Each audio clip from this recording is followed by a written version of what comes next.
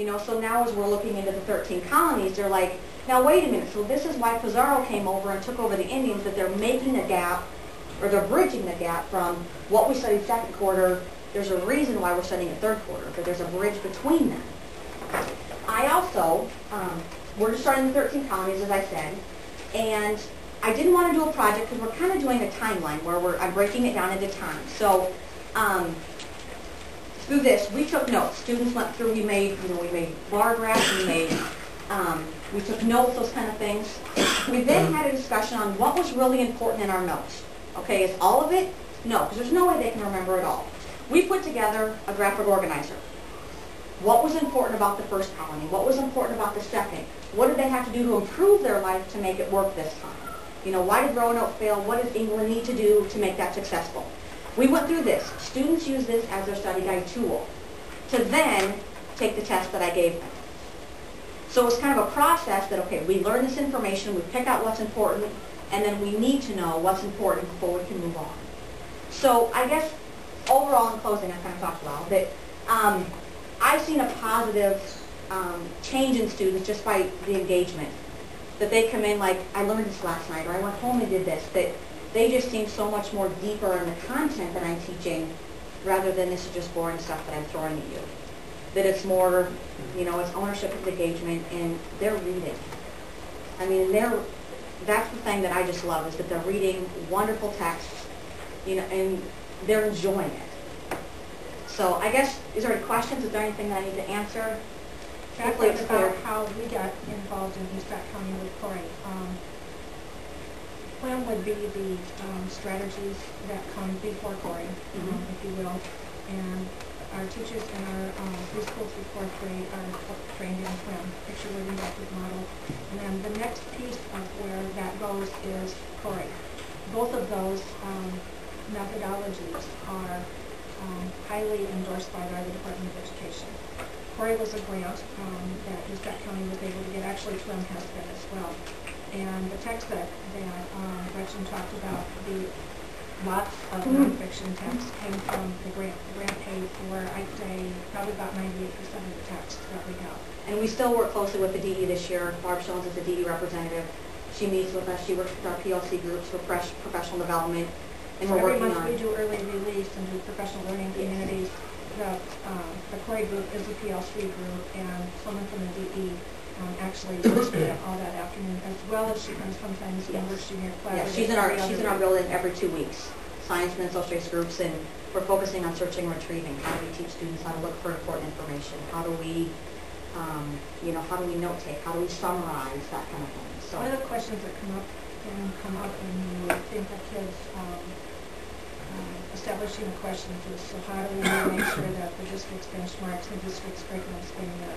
That's really her responsibility, because where the kids are short in moving at that direction, that's a teacher's responsibility to guide that, or to maybe suggest some questions about, well, what about X, or have you thought about X? And those may be the very things that the kids haven't brought up with the curriculum requirements. So, what students are exposed to this? all students, 5th through 8th. All students? All of them, all students in the middle school. Because 5th and 6th grade, they get it in both science and social studies. 7th and 8th grade, I think Mrs. Ulrich does it in 7th grade, and I think Mrs. Hummel does it in 7th grade. It might be 8th grade. So like 7th and 8th grade, they might be off and not getting both. But 5th and 6th get it in both social studies and science. When they're studying the American Revolution? Yes. I start it in 5th, and then Mrs. Hummel gets it later in 7th. They will know. Well, I just wanted to know, there was a high school teacher on TV last week who said that one of her students in American history asked her who won the American Revolution. And the teacher said, well, the Americans did. She said, oh yeah, I should have known that, otherwise we'd be speaking British, wouldn't we?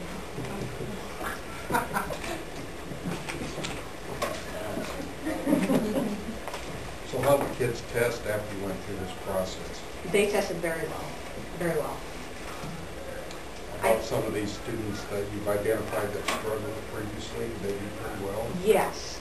I have found that generally my struggling students are the ones that excel more, because they're not given that, oh my gosh, I have to do all this work, that I'm giving them the choice saying, okay, if you want to do this, they're okay with that. And a lot of them get into it where they're reading text that's at their level. They're not reading, stuff that I'm giving them that's too far above their reading level. So the text that we have in our classroom, they range from many different grade levels. So they can find text that they can read, they can understand, and they can go on and use that information.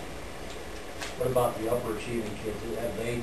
They accept, they go on, above and beyond, because they ask, well, can I do more than what you say? If you say you need 10 facts, can I give you 20? So it's kind of like all of them asking to go further, but you're not really limiting any of them.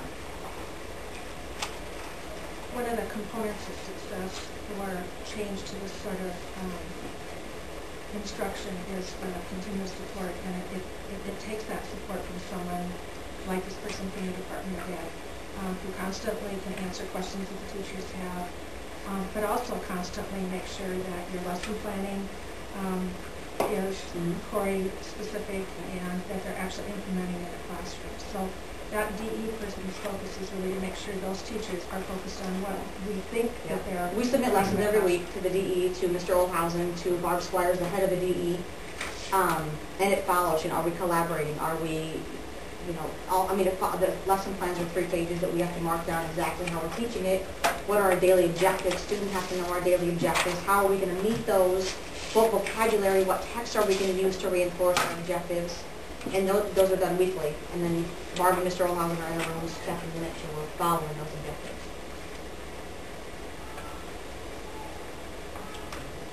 Tell me again what Corey stands for. I have to put them on everything down, but and all the other ones. I have concept-oriented reading I instruction. said cognitive. Okay, I think it's concept-oriented reading instruction. Thank you. She's right, I was wrong. That's what I had, so I was going to check when you said that. Thank you very much for No problem. representing your junior teachers.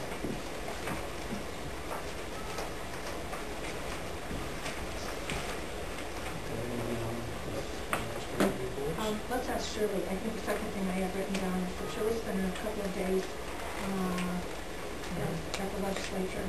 Anything, words of wisdom, or any support you need, or any warnings that you have for us? They're trying real hard to put forth the effort that they're working in a bipartisan manner, but good luck. They're not. I was here on a number of different issues, and it was interesting to hear some of the discussion. I did talk to the lobbyists for the Iowa school administrators at lunch one day because he happened to be sitting across from the legislature that I needed to talk to, and I think, talking about national school start date, that's one thing. There's different forms of opinions on that. I have a different one than probably some of you do. I can't think of some of the issues right now that we had looked at. Some of the things, the information that you get from the action line are good to look at. Budget cut, there's not going to be any money there for anything. Absolutely nothing. If we get anything out of this, it's going to be really interesting. I guess allowable growth, 2% is probably what we'll end up with. I think I'm talking about 4%, but 2% funded. So that we would still have authority to spend if we got any money. I talked to our superintendent through email over the weekend in a district not contiguous to us, but not very far from us. And he was just talking to me about what were we doing related to budget, and just said their general fund is absolutely limited. And they're small, and they can't yet, there aren't any ways to cut. So if they're going to be, they've initiated conversations with neighboring districts, and that's in progress, but it's nothing, it's not the life raft that they need right now. So he just said we're really struggling in our district about how to handle it. So I think they realize that there's just too many problems out there for them to handle right now. The economy the way it is, it's just not working out. The receipts aren't coming in, so I'll be back. And I would encourage you to certainly take advantage of any legislative copies that you have, that you can talk to them. And any of the other legislators that you might know to. Today I emailed 13 of them, so let's make a list and crack them out.